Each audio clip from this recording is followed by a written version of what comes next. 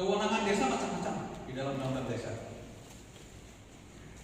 Kewenangan desa berdasarkan hak asal usul, kewenangan desa lokal berskala desa, kewenangan desa yang tugas diberikan oleh pemerintah provinsi, pemerintah kabupaten, dan kewenangan lain. Jadi ada 4 jenis. Kalau di Kalimantan ada nggak kewenangan yang berdasarkan hak asal usul? Ya, apalagi di sana mantan, ada daerah-daerah yang wilayah gitu ya, yang dikuasai adat. Itu tetap dihormati dalam sistem pemerintahan negara kesatuan Republik Indonesia. Terus bagaimana kalau sudah punya kewenangan? Makanya pengertiannya itu memiliki batas wilayah yang berwenang untuk mengatur dan mengurus. Kewenangannya mengatur dan mengurus. Pertanyaan saya, siapa di desa itu yang punya kewenangan mengatur? Kepala desa. Siapa kepala desa mengatur dan mengurus? Mengatur dan mengurus. Siapa lagi selain kepala desa yang punya kewenangan mengatur? BPD. Hah? Badan Permusyawaratan Desa. BPD. Kalau tim khususnya di Tasir, BPD namanya apa? BPD. Tetap ya. Jadi yang punya kewenangan mengatur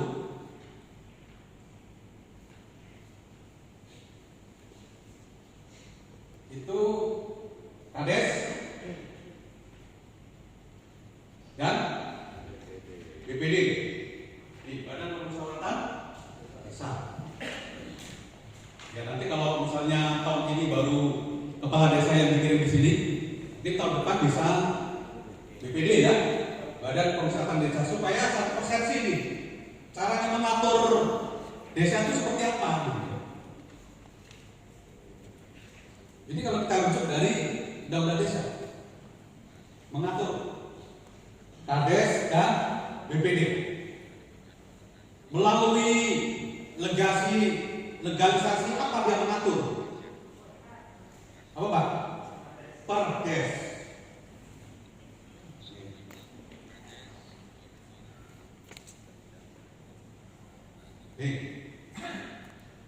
Melalui peraturan desa.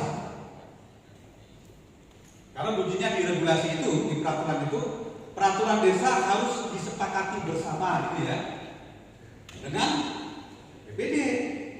Jadi kalau kepala desa itu meninggalkan BPD begitu saja, sesuai dengan undang-undang desa nggak sesuai. BPD itu harus bersama-sama menyepakati semua peraturan yang ada di desa. Kira-kira peraturan apa Pak yang harus ada di desa itu? Ya? Ya. Jadi peraturan yang harus ada di desa itu ada RPJM desa ya. RKP ya. RKP, KES. Baru kemudian ini lahir BPDes ya. BPDes. Ini harus ada, kalau nggak ada perdes tentang BPDes, Bapak nggak bisa jalan ke sini nih. Betul kan? Ya, informasinya kan Bapak datang ke sini pakai perjalanan yang didanai oleh BPDes kan? Ya. Kalau tidak ada peraturan desa tentang BPDes, Bapak nggak boleh sampai ke sini nih. Apa dasarnya? Betul kan? Makanya harus kerjasama dengan Badan Permusyawaratan Desa.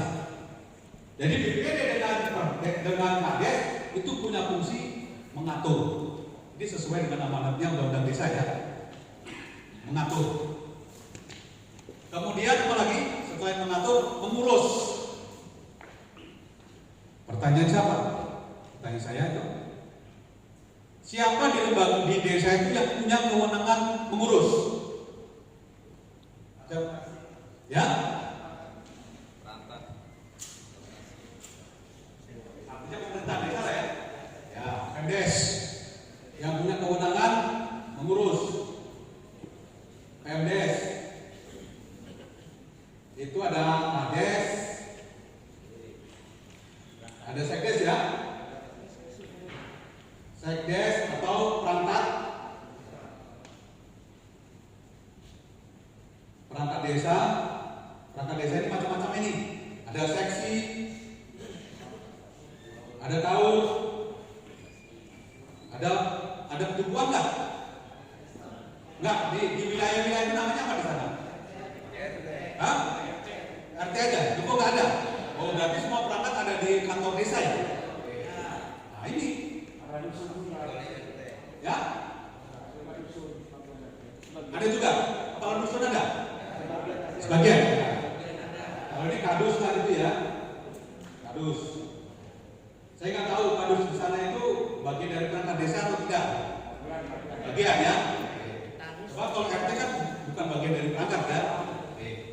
Jadi itu. Jadi yang punya kewajiban mengurus itu pemerintah desa dengan jajarannya. Kalau BPD ini ikut mengurus, boleh nggak? Nggak boleh. Hah? Pengawas ya. Gimana Pak? Pengawas aja. Betul. Jadi kalau ada anggota BPD ikut ngurusi desa itu salah, nggak sesuai dengan undang-undang desa ya Pak ya.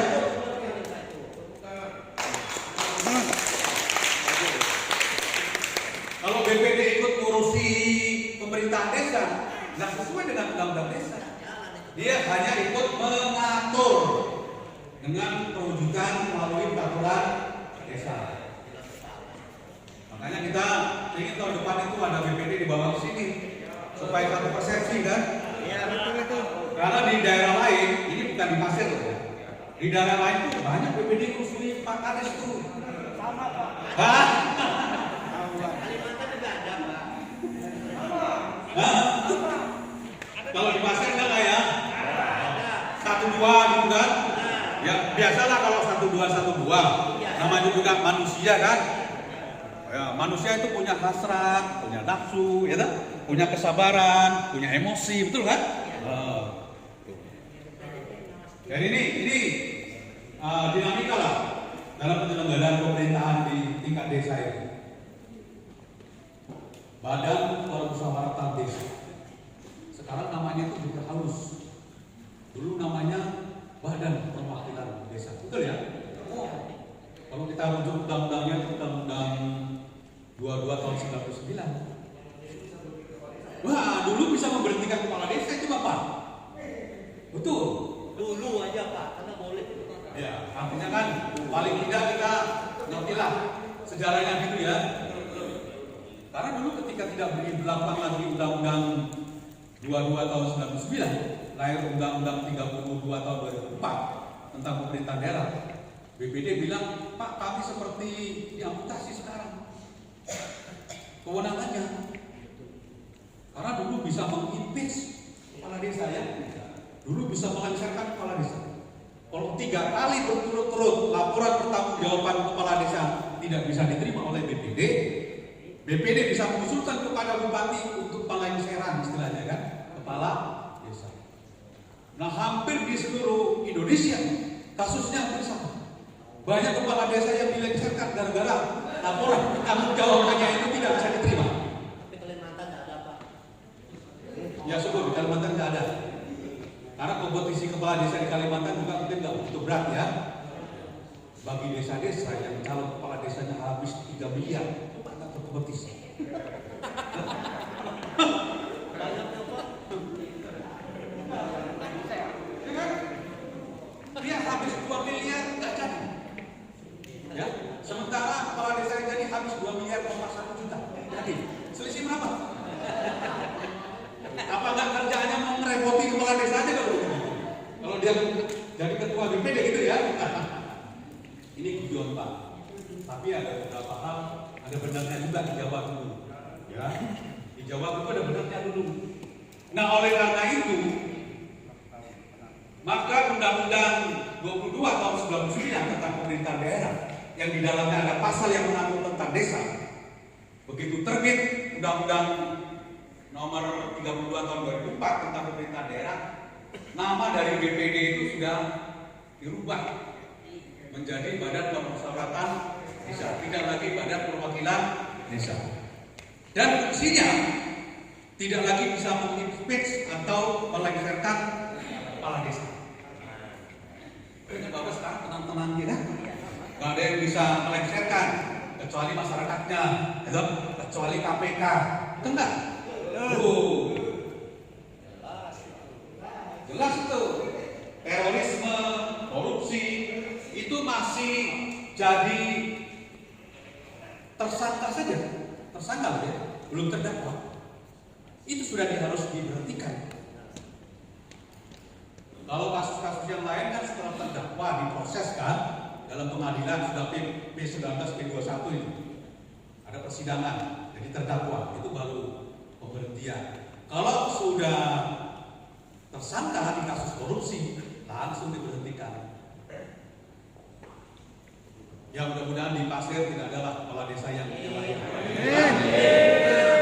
Pesannya Pak Bupati, pesannya Pak Sekda, pesannya Kadis, ya dong, pesannya amnesti, sesuai aturan. Ya. Sudah terbit Permendagri 73 tahun 2020 tentang pengawasan pengelolaan keuangan desa. Tidak jelas aturannya. Kita ikuti aja lah. Ya. Kita ikuti.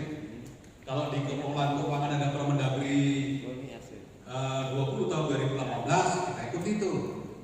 Bapak kepala desa yang masih baru-baru ini harus sesuai dengan tracknya, jalurnya, jangan lepas dari peraturannya. Banyak buku pintar yang harus dikuasai oleh Pak Kades.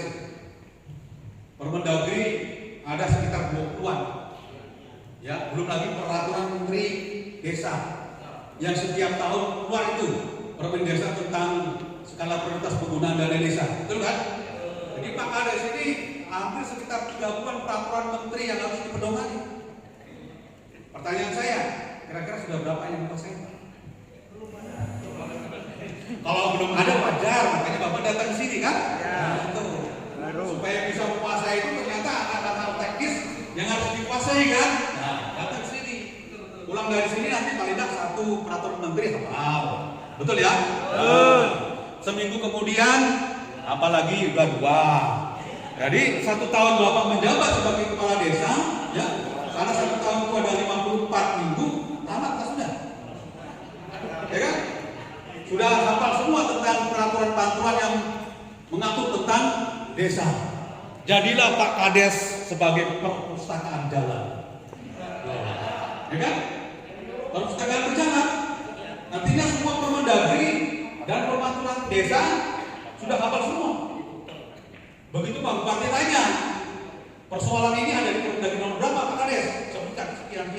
Wah luar biasa. Namanya juga perpustakaan berjalan. Ya, ada nggak kira-kira Kades yang punya cita-cita seperti itu? Nah, kalau nggak ada sebelum datang di sini Pak. Ya, setelah datang di sini harus nggak ada kan? Masa nggak mau kita menguasai regulasi peraturan? Mau kan? Tepuk tangan untuk kita semua ini. Oke. Tadi sampai mengurus ya, ngerti desa kan? Urus. Berdasarkan prakarsa masyarakat. Ini artinya apa? Nah, partisipasi musyawarah itu menjadi yang utama. Contoh, ketika Bapak mensudut RPJM desa, nih, Bapak kemarin menghadirkan nggak partisipasi masyarakat? Di regulasi, di peraturannya itu, kepala desa terpilih paling lambat 3 bulan setelah dilantik harus menyusun RPJM desa, rencana pembangunan jangka menengah. Masa berlakunya satu RPJM desa ini berapa tahun? 6 tahun. Kalau Bapak mau nyalon lagi sebagai Kades, ya ikut lagi kompetisi. Udah berapa tahun Pak? 3 periode, 2 periode. Alhamdulillah. 3 periode. Itu contoh. Tepuk tangan. Ya. Kalau 1 tahun anggarannya 2 miliar, ya 1 tahun 2 miliar, Kira-kira kalau 3 periode 18 tahun udah berapa miliar dikelola itu? Wah.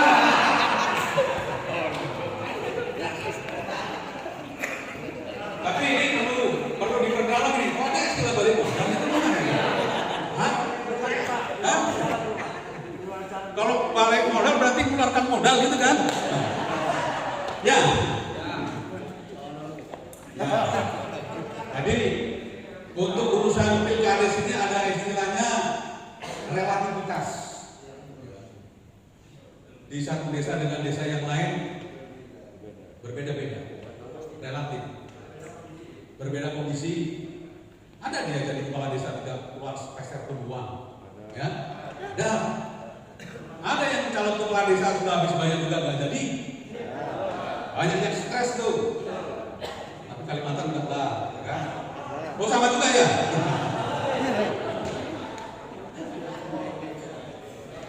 Bapak tahu kenapa sekarang orang pingin jadi kades, pingin jadi perangkat? Ya karena ada undang-undang desa itu. Sudah jelas 1 bulan kades itu minimal terima 2,7 juta. Sekretaris 2,5, ya. Tahun ya 2,3 minimal itu. Dan diatur di regulasi itu, ya, dari ADD bantuan dari kabupaten sumbernya, dan diatur. Kalau dulu kan nggak jelas, kades penghasilannya dari mana? Dulu itu jabatan kepala desa itu sebagai pekerjaan sampingan, Pak. Ya, di Kalimantan itu banyak tambang, gitu, banyak tambak, gitu kan? Banyak kebun sawit, mengurus itu Pak Kades. Makanya stempel itu di kantong terus tuh sama Pak Kades itu. Lo kan ketawa. Lo ketawa Pak. Banyak benarnya ya. Dia udah petangis. Iya. Iya, jadi orang mau ngurus surat-surat menyurat itu cari Pak Kades kemana dia? Kebun karet kah? Kebun sawit kah? Tambak udang kah? Tambak bandeng kah? Gitu kan? Karena apa? Karena dulu kades itu sambilan, nggak jelas penghasilannya. Makanya stempel itu dibawa kemana-mana. Kalau ada orang mau ngurus surat-surat, datang ke Pak Kades, tanda tangan di tempat. Ya toh? Mau tanda tangan stempel, coba tunggu dulu. Tanda tangan di situ. Stempel,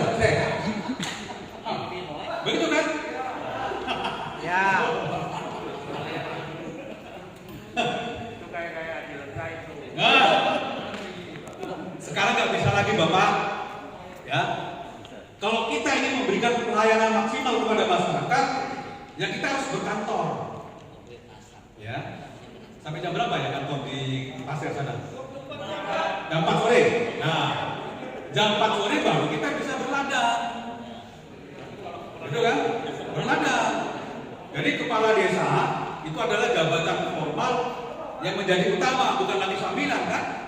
Karena jelas dari situ sudah memberikan imbalan kepada kita sebagai take home pay yang diterima oleh Kades setiap bulan itu minimal 2,7. Berbagi tunjangan sana, tunjangan sini, ya loh. Kira-kira berapa Pak? Di pasir itu kepala desa terima 1 bulan bisa sampai 5 jutaan kan? Alhamdulillah. Bapak terima gaji atau take home pay itu 5 juta per bulan itu sekarang nggak kena pajak penghasilan. Sekarang pajak penghasilan dikenakan pendapatan 6 jutaan kan? Syukurlah nggak kena pajak Bapak. Ya, kalau saya kena pajak gitu ya. Oke, kembali lagi ke persoalan utama. Jadi kondisi sekarang ini menurut undang-undang desa itu pemberian pelayanan maksimal kepada masyarakat. Makanya di selain Kades itu ada sekdes, betul ya? Kepala-kepala seksi, kepala-kepala urusan itu punya tugas-tugas sendiri. Kepala desa kan ini manajer, betul ya Pak ya? Tinggal ngatur. Tapi jangan pula begini prinsipnya. Kalau Kades itu kan karena tukang ngatur, menjadi manajer, nggak perlu hal-hal sepele-sepele itu harus dihafal. Yang harus hafal itu adalah sekdes. Sekali. Nah, Ya, kepala desa kan manajer, tukang ngatur, bagian tugas, ngawasi, ya toh? Nggak perlu menguasai substansi. Oh, itu adalah kepala desa zamannya yang dulu. oh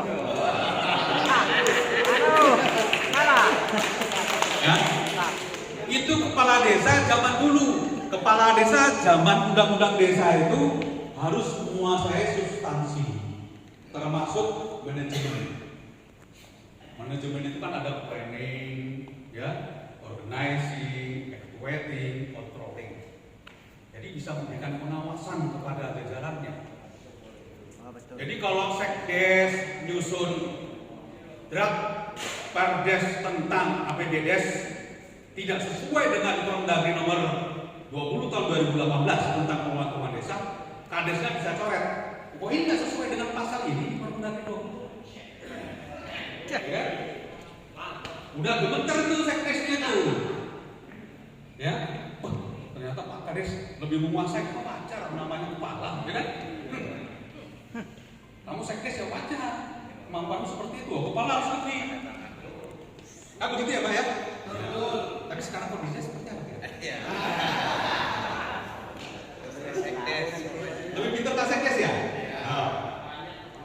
Nggak apa-apa, belum. Karena itu Bapak belum datang ke sini. Ya.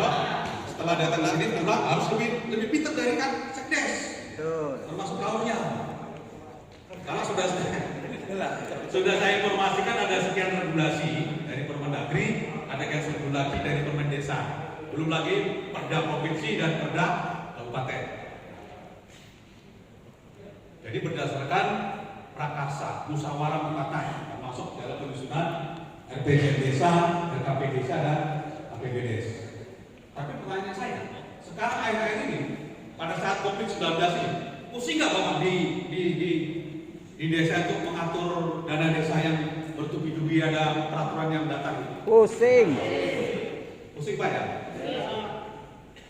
Ternyata ada kiatnya supaya kita nggak pusing Pak. Ya, kiatnya itu jangan hanya percaya ke sekretaris. Jadi Bapak memang harus tahu tentang substansi.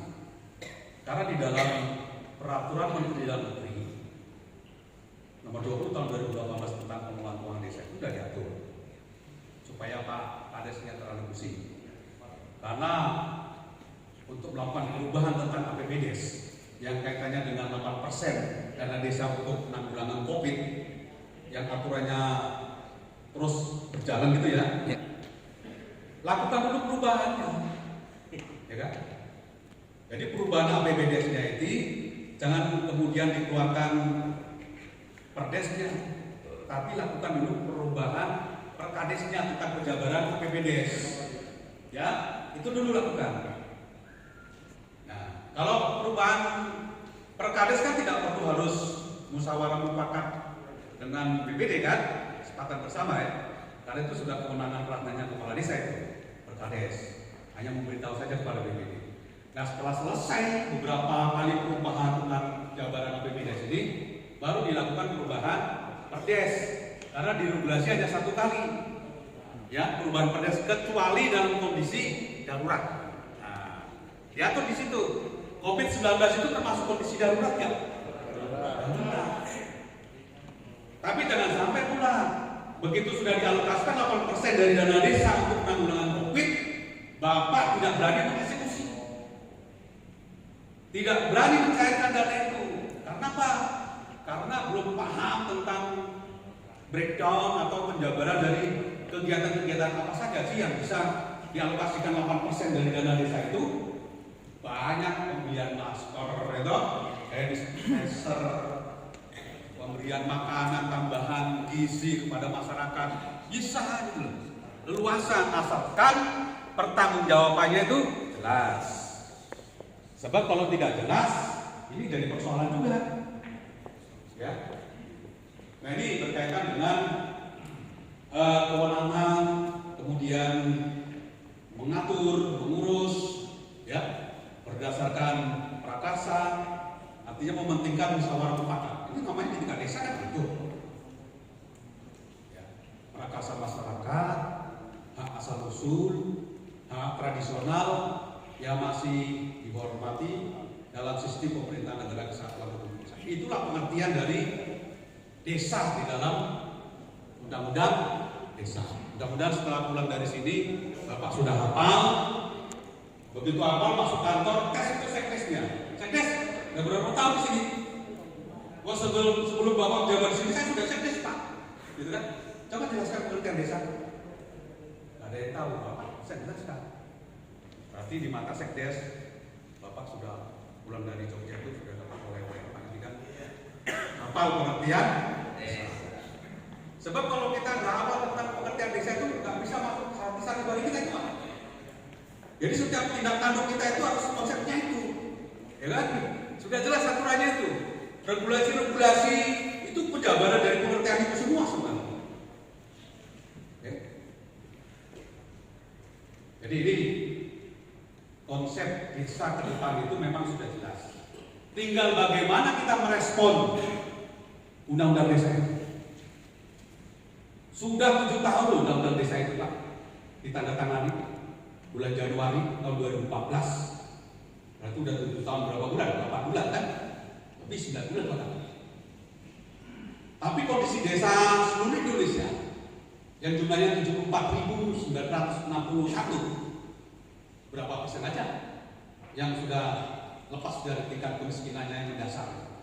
Baru sekian desa kan? Kalau masih banyak orang miskin di desa Bapak itu, berarti Bapak yang harus bertanggung jawab yang pertama. Betul kan? Kenapa? Loh, Bapak kepilih jadi kepala desa itu kan visi-misi yang di dalam. Pada saat kampanye itu kan mungkin salah satu agendanya adalah mengurangi kemiskinan. Nah selama 6 tahun itu Bapak harus berukur sudah berapa persen selama saya menjabat sebagai kepala desa kemiskinan itu menurun. Salah satu parameter dari keberhasilan RPJM desa Bapak itu kemiskinan. Kalau itu masuk di dalam visi-misi Bapak sekalian. Hal yang lain lagi, penciptaan lapangan kerja. Gara-gara COVID ini banyak usaha-usaha yang gugur gitu ya. Tapi tadi penjelasan dari Pak Kadis di desa-desa tertentu itu nggak ngefek itu oke. Tetap aja masyarakatnya punya penghasilan satu hari 200.000, terutama yang nelayan, ya kan? Jadi satu bulan masih dia terima sekitar 6 juta rupiah setiap bulan, biasa. Kondisi daerah-daerah lain yang sudah kolap, masyarakat jobless, pendapatan tidak ada, tapi di desa-desa di pasir sana luar biasa strategi survivalnya, termasuk tadi itu nelayan yang nelayan, tambak yang tambak, itu luar biasa ini. Berkebun, sawit, karet ya Pak ya? Harga karet sekarang sekilo berapa? 15.000. Kalau sawit 3.000.